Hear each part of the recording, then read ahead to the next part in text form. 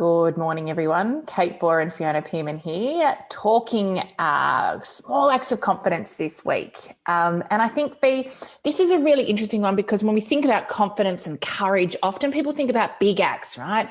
Quitting my job, joining a new industry, moving states or countries, maybe buying a house, all those sorts of big acts. And I think one of the things that we know is, yes, we can do those things in isolation, but actually, most of us are not able to execute all of these sorts of things repeatedly, right? So when we talk about living life sustainably, when we talk about what's digestible for most of us, these big acts of confidence, these big courageous moments, they're great for planning and for visioning about what we want.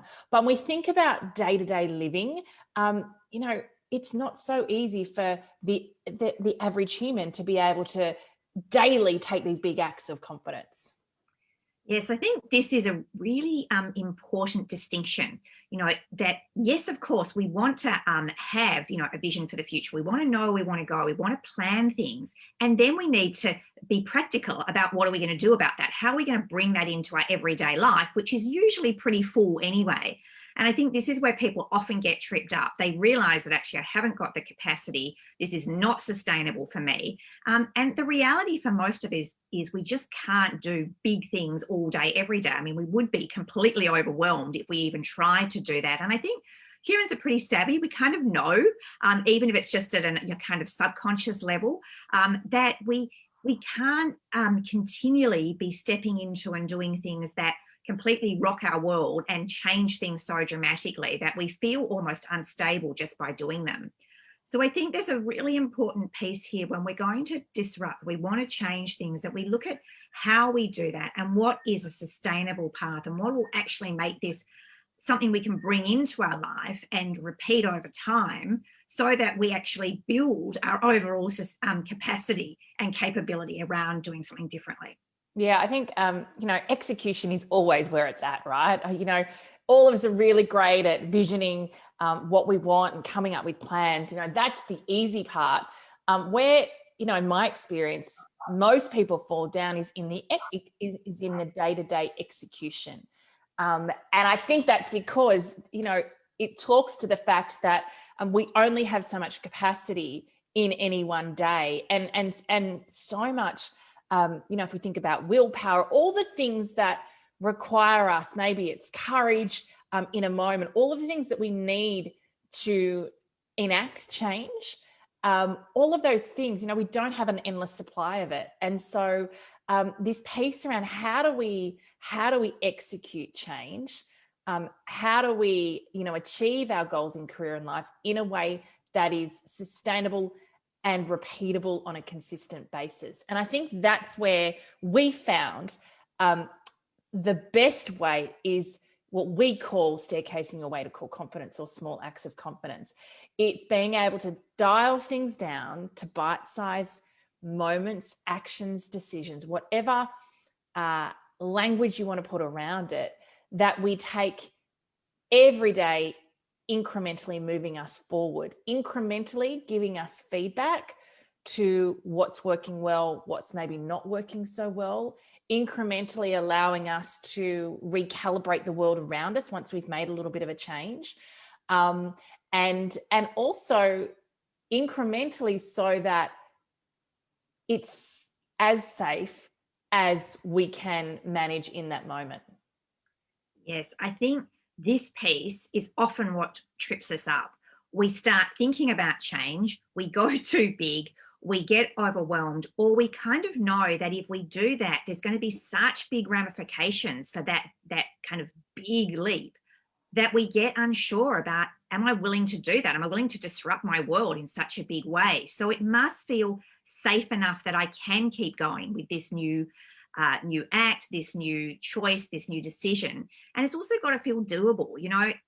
When we talk about our small acts of confidence, when that's in a workplace context, it's often just being able to, have that response in the moment, or speak up in a meeting in a different way, or ask a really, senior stakeholder for something you want, or maybe for some input on a project. There's lots of little places where if we were just regularly doing that, you know, several times a week or maybe every day, that actually then becomes something, oh, actually, that wasn't so bad. That feels all right. I got some feedback. I learned something. And then, of course, we can decide what's my next small act of confidence. What am I going to do next? And the repetition and the building of these small acts means ultimately, of course, I will have capacity and I will be able to choose bigger things to do in my life.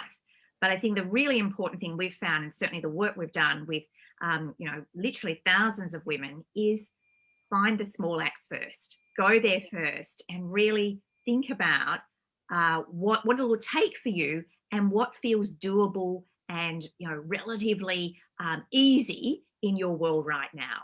Yeah, I think what I love the most about this is, you know, we take a small step, we learn something, we get feedback, we recalibrate the world around us, we see the consequence or the value of risking a little bit, and the return on investment, right? Of taking that small act of confidence, which reinforces us that it's a good thing and we should go again. And I think when we look at behavior change, it's the positive consequences. It's the certainty that we gain that actually, you know, one thing equals a good outcome, and probably more importantly, that, you know, the stories I was telling myself didn't come true.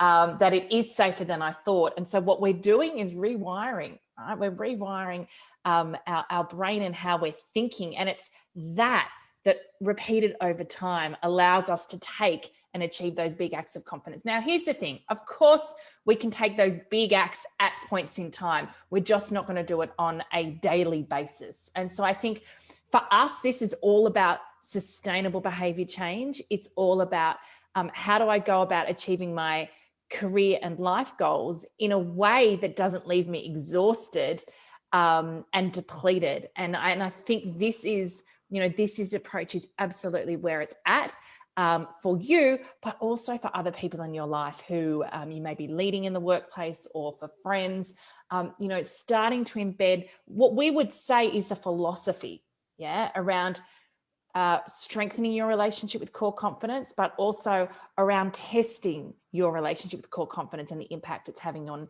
you in your career and life. Fee, anything else you want to add before we close? No, I just think the piece here is to right size your expectations of yourself. That's one of our favorite sayings, is rather than kind of going all out, which often we do, and we sort of, you know, have great intentions and big ideas.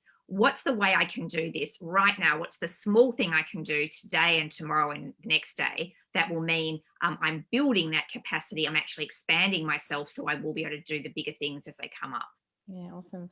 So guys, if you've enjoyed today's confidence conversation, please share it with your network, your friends. If you've got a question, feel free to reach out to us on Facebook. And of course, if you'd like to go deeper with your relationship with core confidence, visit our website, coreconfidence.com.au.